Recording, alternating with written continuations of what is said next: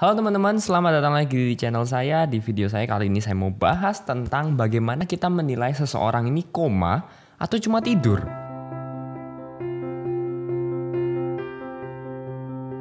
Oke, sesuai judul videonya teman-teman, hari ini kita mau bahas gimana kita mau menentukan pasien koma.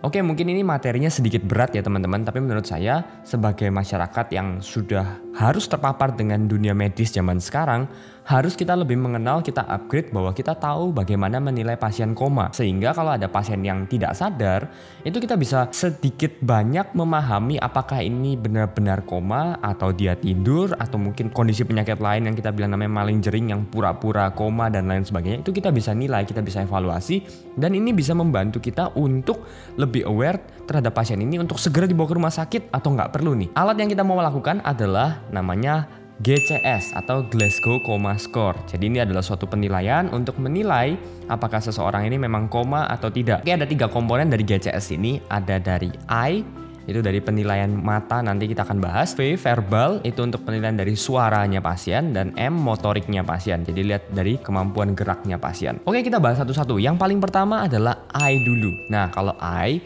dia ini ada 4 nilai ya. 1, 2, 3, 4. Penilaiannya tergantung dari evaluasi terhadap mata. Yang paling pertama itu 4, itu adalah kondisi yang paling baik, yaitu di mana pasiennya dalam kondisi yang alert atau sadar.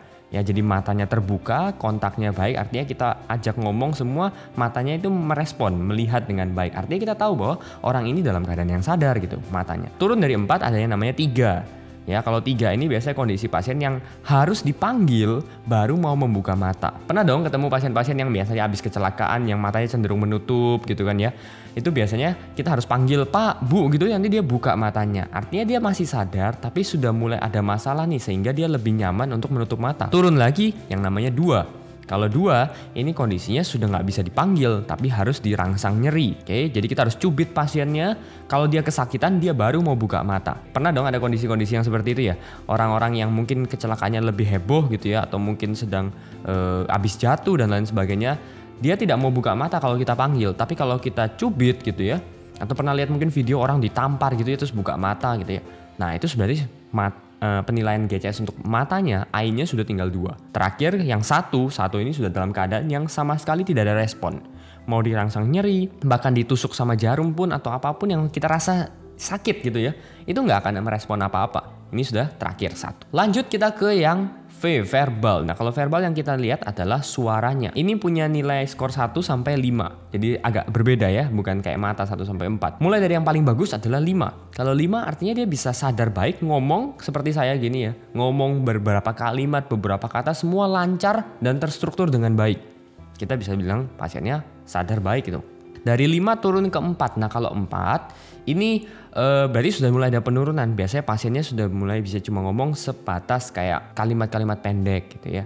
Jadi kalau diajak ngomong, dipanggil gitu baru bisa menyaut. Kalau sebelumnya nggak bisa ngomong gitu ya. Mulai ada penurunan sedikit gitu ya. Turun lagi ke yang 3. Nah, kalau poin 3 biasanya cuma bisa ngomong kata-kata. Satu kata. Kayak kalau dipanggil gitu atau ngomong panjang dia nggak bisa. Tapi kalau dicubit gitu, aduh, ini sakit, udah kayak gitu aja. Jadi terbatas hanya dalam satu kata gitu. Turun lagi ke level yang 2. Level kedua ini lebih parah lagi.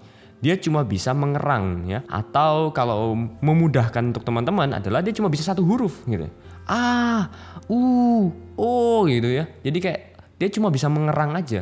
Dan tentu cara mengetesnya adalah tetap dengan rangsang nyeri. Kalau kita panggil sudah pasti tidak merespon. Kita cubit pasiennya. Kalau ditanya cubitnya di mana, biasanya ada beberapa lokasi ya. Yang paling sering saya lakukan tuh di pangkal kuku. Itu sakit banget loh teman-teman. Kalau berani coba aja. Sakit banget itu. Kayak tamparan mak-mak gitu ya. Sakit banget gitu ya.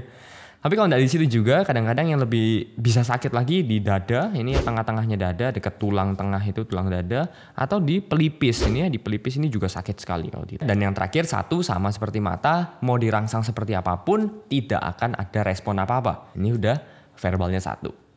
Nah, sekarang terakhir ke motorik. Kalau motorik dia 1 sampai 6, beda lagi angkanya ya. Kenapa bertambah lagi? Ya karena penilaiannya lebih luas lagi. Motorik, kalau motorik 6 paling bagus itu artinya pasiennya bisa bergerak secara volunteer, secara sadar sendiri. Dan kalau kita suruh, itu merespon. Misalnya, Pak coba tolong tangannya diangkat, bisa ngangkat. Artinya pasiennya mengerti apa instruksinya dan bisa melakukan sesuai dengan yang diharapkan gitu. Itu normal lah ibaratnya. Nah terus kalau turun level 5, level 5 ini pasiennya mulai tidak bisa merespon dengan apa yang kita suruh. Dan kita lakukan rangsang nyeri. Ya, yang kita rangsang nyeri, kalau pasiennya masih bisa menjauhkan tangan kita. Jadi misalnya kita cubit tangannya, terus tangan kirinya langsung lepasin gitu, kayak cubitannya dilepasin. Artinya dia bisa masih melokalisir nyerinya di mana, itu berarti di level 5. Sudah ada penurunan, ya, tapi masih cukup sadar untuk menjauhkan bahaya gitu dari tubuhnya. Turun dari level 5 masuk ke level 4. Nah level 4 ini biasanya kita tes dengan rangsang nyeri. Pasiennya sudah tidak ada kekuatan untuk bisa melokalisir nyeri. Yang dia lakukan adalah menarik di mana dia merasa nyeri. Misalnya kita cubit tangan kanannya gitu. Cubit gitu tangan kanannya, dia akan tarik tangan kanannya. Jadi cenderung defensif lah seolah-olah gitu ya. Itu di level 4. Nah selanjutnya untuk level 3 dan level 2 ini agak susah untuk dipahami mungkin ya. Tapi kurang lebihnya gini, ada yang namanya dekortikasi dan deserebrasi. Jadi otak kita ini ada beberapa lapisan gitu ya. Ada lapisan luar namanya korteks, terus ada cerebral itu yang otak besarnya itu ya. Ketika masuk ke motorik yang 3, itu biasanya setelah ada rangsang nyeri atau rangsangan terhadap tubuhnya akan mengalami yang namanya fleksi abnormal. Jadi seluruh sendi-sendi ya, mulai dari jari dia akan melipat gini ya, terus pergelangan tangan gini. Siku juga akan melipat. Jadi pernah lihat pasien seperti ini posisinya? Ya ini namanya fleksi abnormal gitu ya. Itu biasanya terjadi pada pasien yang dekortikasi. Sedangkan GCS yang 2 lebih rendah lagi, itu namanya deserebrasi. Biasanya dia akan justru ekstensi abnormal. Jadi kebalikannya, bukan fleksi seperti ini, tapi justru akan membuka seperti ini.